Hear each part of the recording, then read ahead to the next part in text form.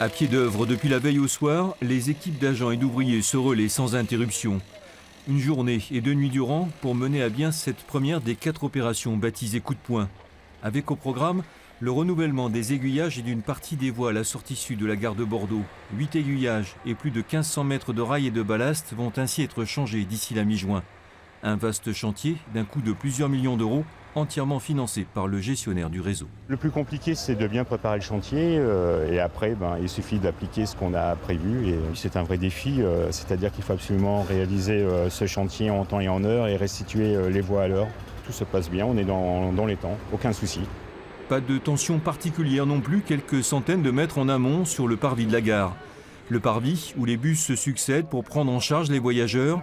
Durant les travaux, ce service de substitution permet notamment de maintenir les quelques liaisons sur le Médoc et surtout d'assurer toutes les rotations nécessaires jusqu'à la gare de Facture où les passagers peuvent de nouveau prendre un train. On va à la dune du Pilat, il n'y a pas de souci. On est bien renseigné, le personnel est compétent. Il faut bien subir quelques petits désagréments si on veut des améliorations. Nous, on ne désespère pas. On fait 3 heures de route juste pour manger notre plateau de fruits de mer et on est motivé. Moyennant un temps de trajet supplémentaire, les nombreux moyens mis en œuvre semblent donc pour l'heure à la hauteur de l'enjeu, garantir la continuité du trafic lors de ces différentes phases de travaux.